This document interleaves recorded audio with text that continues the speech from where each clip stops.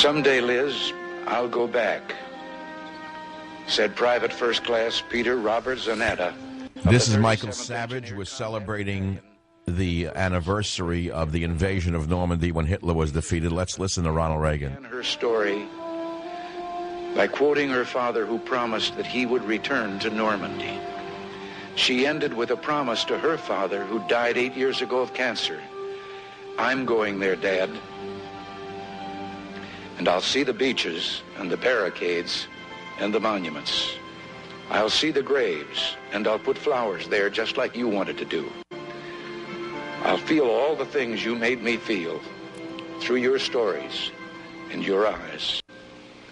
I'll never forget what you went through, Dad, nor will I let anyone else forget. And Dad, I'll always be proud.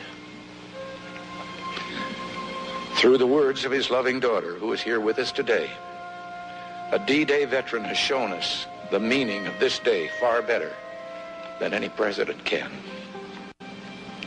It is enough for us to say about Private Zanetta and all the men of honor and courage who fought beside him 4 decades ago, we will always remember. We will always be proud. We will always be prepared, so we may be always free.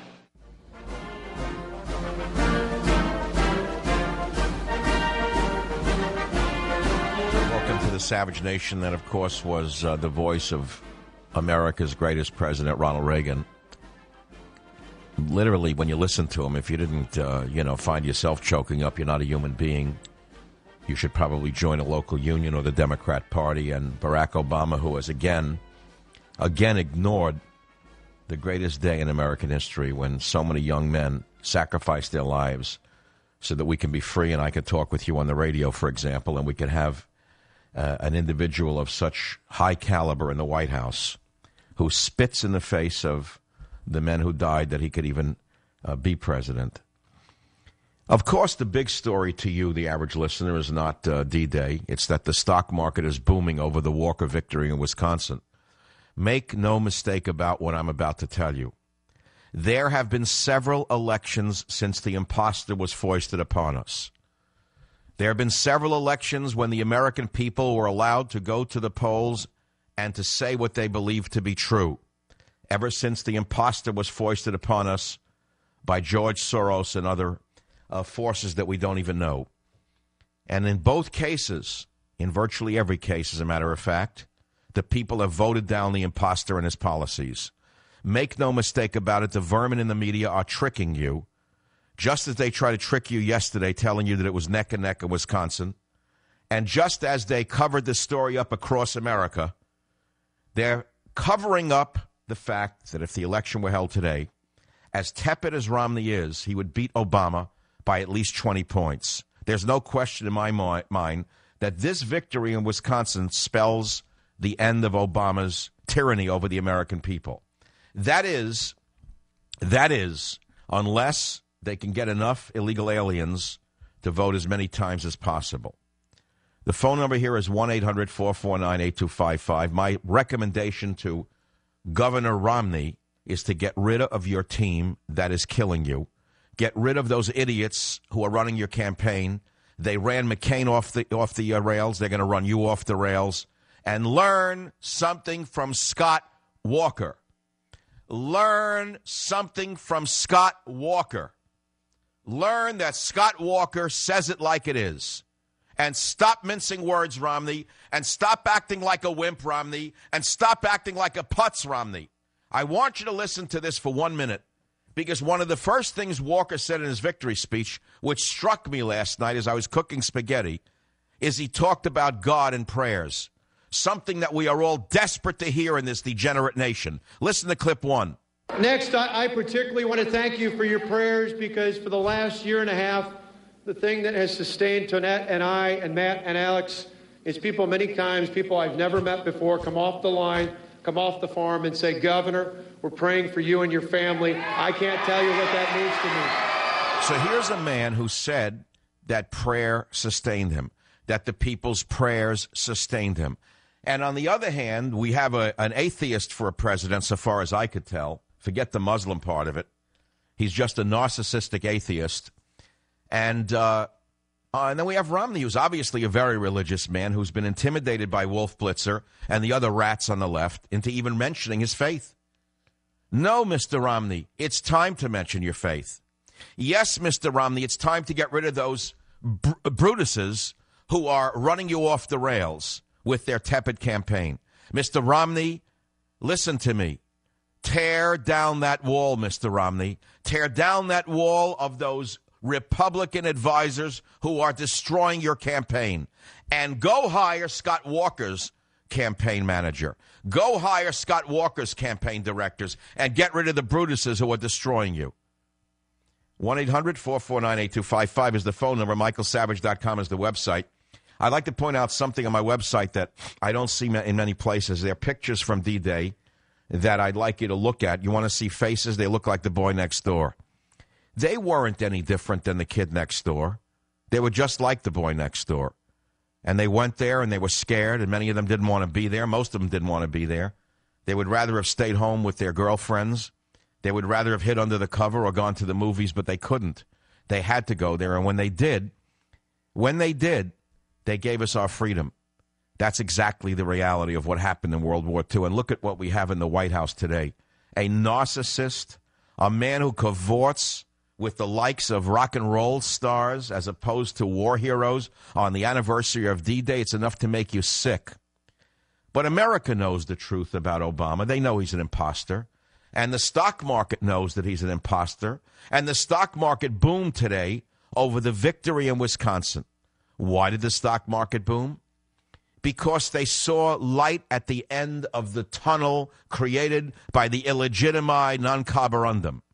The illegitimi who have ensnared us in their lies, coated us with their honey tongues, and deceived us with the media that they control. The stock market said there is hope that this imposter will be gone come November, and we can get back to being America again.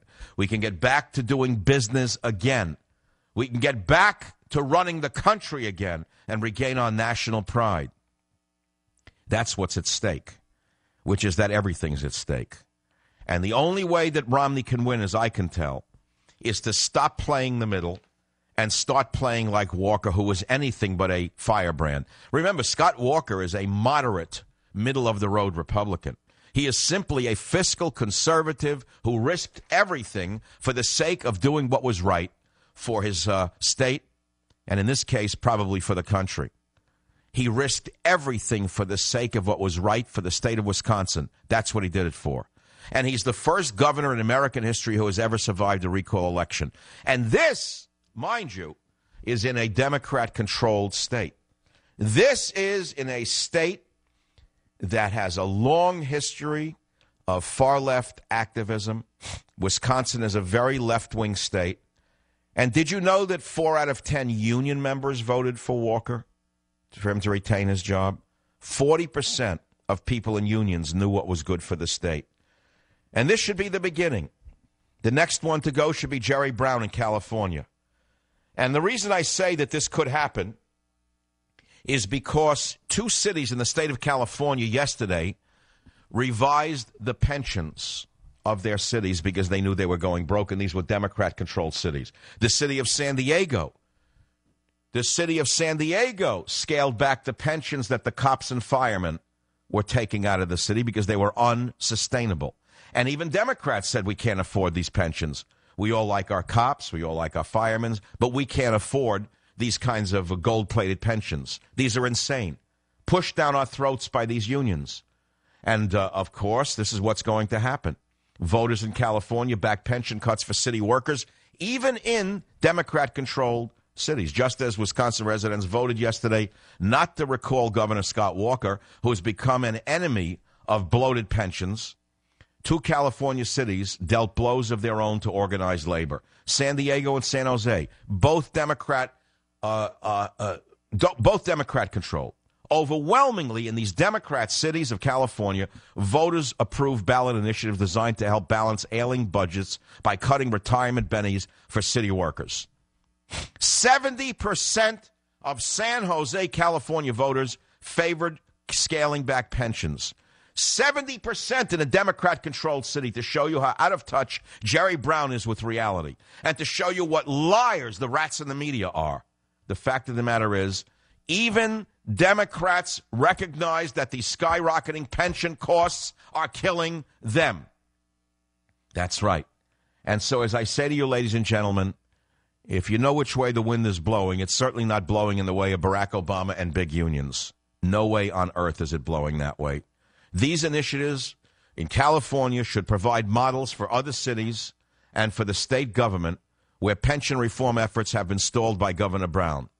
But the desire for pension reform in California and America is huge. That is why Scott Walker retained his seat for the first time in American history. 1-800-449-8255. It's a big day for America. And if you know which way the wind blows, you know it's blowing against the communist movement in America. I'll be right back. Savage.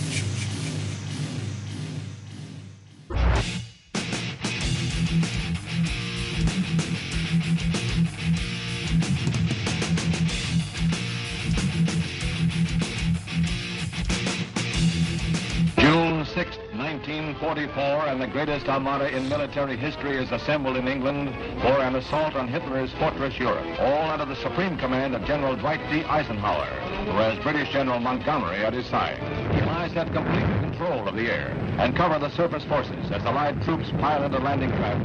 500 warships lay down a withering barrage, and it's the beginning of the end for Hitler's greatest invasion in American human history, and Barack Hussein Obama is busy fundraising in San Francisco. Spits on the graves of the war that it's enough to make you weep, but just turn it into black rage. Turn it into rage inside your heart. Turn it into rage in your heart and remember who these communists really are and how they hate this country. Never mind the smiling faces. Never mind liars like Wolf Blitzer and the vermin on MSNBC. Remember what red-blooded Americans feel today, and remember that you are the majority. Never forget you are the majority and you hold the future of this nation in your hand. Never, ever forget the power you really have. Don't be deceived by the rats in the media. They are the worst in history. And you can justify it because that's who they are. But how do you explain a president of the United States spitting on all of those crosses in Normandy? How do you explain the man not paying any attention to all of the men who died so that an imposter like he could be president of the United States? It's enough to make you crazy and sick. But don't let it make you crazy and sick. Make it make you angry so that you go out and vote this man out of office. How's that for partisanship? Does that work for you? You see, this is a radio talk show. This is not the news. If you want the news, I don't even know where to tell you to go because there is no news. CNN is not the news. MSNBC is not the news. NBC, ABC, CBS, they all are biased. The only difference between Michael Savage and them is I tell you what I think. I don't try to make believe I'm neutral. I am not neutral. I am not neutral. This is one man's opinion. This is one man's opinion. That's what talk radio is supposed to be. It's not supposed to be the news because you all know that the news is not the news anymore, if it ever was. It's always been biased. It's always been biased. It's always been subjective, depending upon who's telling you the news. So I'm telling you how I see the news. The news is that the stock market boomed because Scott Walker beat big unions and beat Obama. That's number one. And number two, we know today definitively that Barack Obama hates the military and is unproud to be an American, just as Michelle Obama said the first day she was ever proud to be an American was when her husband was made president. That's who they still are. They're still far-left college radicals who hate this country and its values to their core. Make no mistake about all of the smile buttons and all of the vegetable gardens.